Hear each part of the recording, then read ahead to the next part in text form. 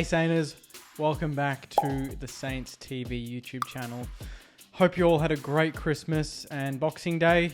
I know I did. Really good couple of days spent with the family, off social media and just relaxing and having some fun and a bit of karaoke. A bit embarrassing, but it was still very good fun. So hopefully you and your family and friends had a great time as well. In this video, leading up to 2024, I want to talk about, I guess, the top 5 players in my mind that are jumping out to me that tickle my curiosity the most going into 2024. The players to watch. To see how they perform in 2024. So I've jotted down a little list here. Obviously, you could name any 5 players in the team. They would all have a valid answer as to why they would be players to watch, but these are my 5. I'd love for you in the comments to put your 5 players that you were going to watch closely in 2024 and how they're going to perform throughout the season. So number 1, and I thought it was fitting for today, filming this video, it's his birthday. It's his 19th birthday, in fact. Mattaes Phillipou, number 1 on my list. Player to watch next season. We all know why. It's no surprise. He'd be top 2, top 3 in everyone's list for sure. But he turns 19 today, so happy birthday, mate. But the reason why he's on my list and number 1 on my list is he just played every game in his first season. And he showed glimpses, but glimpses are just a little bit of a taste. There's more there, we know that. And I've watched training pretty closely in the last couple of weeks, and he's put on size. The big thing about why he's on my list is I'm just really curious about how much more midfield time he can get. He's top 3, top 4 in all of the running drills at training, which is really good because in a lot of games, if you go back and watch some of the games where he performed really well, they were bursts in the first and second quarter and then he'd fall away, and that might be due to fitness. But if he's improved his fitness this much, there's no reason why he can't dominate games for 3 quarters now instead of just the 2 or the 1 like before. So I'm really excited to see if we can get him into that midfield firstly, because we've obviously acquired a few players in there that can go through there now. But also how much of an impact he's going to have there, and can he still have that drive going forward? Because he's got a beautiful left foot. I think he's good for a goal a game. I mean, he was pretty close to that this season in his debut season, so no doubt with more experience, more size about him, I think he's going to get more confident, and hopefully we can utilize his assets more. Because I felt like in a lot of games, he was there to utilize a bit more, in terms of using his left foot or putting him into the guts a little bit for his size, and we didn't quite do that. But now with a bit more experience, more size, I think there's a player there that's going to be very special for us. So Mattaes Phillipou is number 1 on my list. Number 2, hasn't played yet, Darcy Wilson. I'm very keen to see how he goes in 2024. We don't know if he's going to debut in round 1, but if you'd go by the reports for training so far, and obviously that's a very small sample size, he has hit the ground running, literally. He is dominating every running drill. His ball use has been excellent, so he's not just that athlete-type player where he has no skills. He's got the package. He can run all day, he can run fast, he can use the footy, and he's actually got a decent frame about him to be able to play football and not be overawed by the more senior bodies around him. He's not thin. He's not huge, but he's not thin. So he's got that Lenny Hayes type physique where you look at Lenny and you're like, yeah, he's a footballer, but he's not like huge. He's not going to scare you when you look at him, but it's more his approach to football that is what would separate him from the rest of the competition. I think Darcy Wilson, with his pace, ball use, I think we could see him pretty early in the season next year, and he obviously provides us a bit of a point of difference, some speed. We've got Zach Jones. We don't really have much more speed outside of that, Liam Henry. But in terms of, pure mid, I think Darcy Wilson fits the bill. And if he goes really well early January through February in the practice games, there's every chance that he could debut in round 1. Now, this guy is our captain, number 3 on my list, Jack Steele. You might be surprised that he's on this list. But for me, we tried something last year. The coaches have admitted it. They wanted him to drop 4 kilos, right? He dropped 4 kilos. Seb did as well. They wanted that to be part of more of the running approach to the team. But it didn't ruin him, but it just took away one of his biggest strengths. It took away something that made him an all-Australian midfielder. And that was his contested winning ability. And he was still good in the in the middle in the contested situations, but he wasn't quite at his absolute best. We all know that. But also because of his body. His body let him down last year. He had a few niggles. We all know that. Very well publicized. But he's put a couple of kilos back on.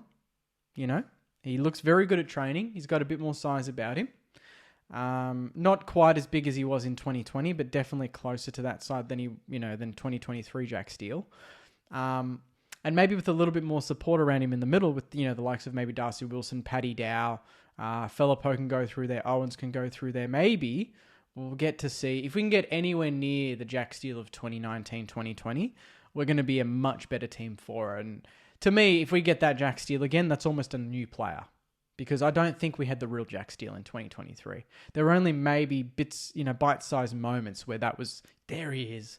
But he didn't quite get to, and it wasn't his fault because it was just his body. It just wasn't his year. Sometimes you're just going to have a season where things don't go your way, and that's what happened to him. And to be fair, he was still quite a good player for us in portions of games. In the final, he lifted like, no man has this season. He went nuts. He was excellent. He led from the front like a captain should.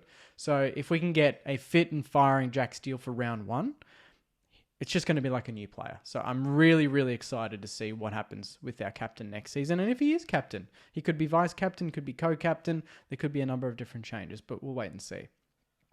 Number 4, Marcus Winhager. No surprise there again. The big reason is and I'll just be really straightforward with him. For me, it's about, great, you look great at training, you look chiseled, you think like Bailey Smith. He just looks really, really fit, but it doesn't always translate to on-field. Windy, I really hope, is the opposite. He looks fit as a fiddle, he's training the house down, but he's got to translate it to AFL football on a consistent basis. And I know that we didn't quite give him the run that maybe he deserved last season. A lot of games he was sub or he wasn't playing. We should hopefully see a lot more of him next season. Add to that midfield rotation with the Jack Steeles, Paddy Dows, Crouch, all these guys, Zach Jones. It'll be an excellent engine room there. A much more variety than we've had in the most recent years, for sure.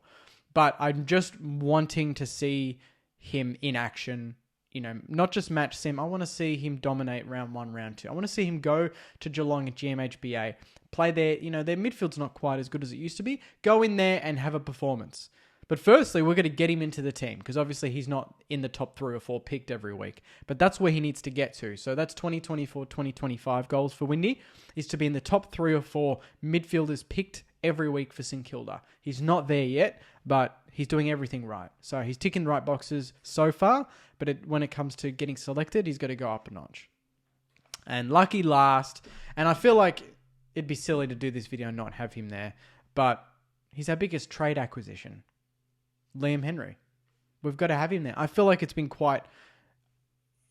underrated, it's not been talked about as much because of how well Darcy Wilson's going, because of Phillippo looking really good, Owens putting on massive size, and he could have easily been on this list, but I just feel like he's a one to watch in his entire career. I could put him on every year, but for this specific season, Liam Henry, he's a new acquisition, a player that can be a bit more of an X factor for us. He's got speed, he can kick goals. He's still very young. And we've got I could have put Nasiah on there, but we've got Nasiah, Brad Hill. We've got a great Indigenous contingent now. And he's added to that. And he's trained excellently in the sessions that I've watched. He looks so clean, but he's a lot tougher than I thought he would be. Like in terms of one-on-ones, in terms of tackling, his pressure acts in training, he's really, really enthusiastic about all of that. And I thought maybe he was just another, just pure outside player that doesn't want to get his hands dirty. But I think he will get his hands dirty. I think he's going to be that complete package for us where he plays bigger than his size suggests. He's not the tallest guy going around, but he's not short. He's got a good build. And his AFL experience. So I'm really excited to see what we do with Liam Henry, whether we play him on a wing, because we've obviously got Mason Wood, Brad Hill that can cover those sides, even Ronnie Burns, or do we play him at half forward, because I think that'd be really exciting. And then you meant, honourable mentions, but, Lance Collard, I'm really excited to see how he goes. Ari Shawmake, all of the new acquisitions, they are players to watch, but these are my top 5. So hopefully appreciate the video, Sainers. There'll be more videos hopefully in the next couple of days, and then obviously leading into 2024. Some exciting news there.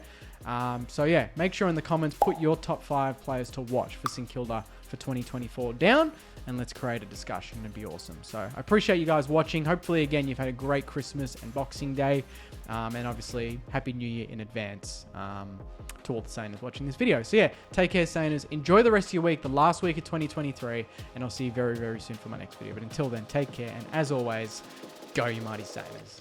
See you guys.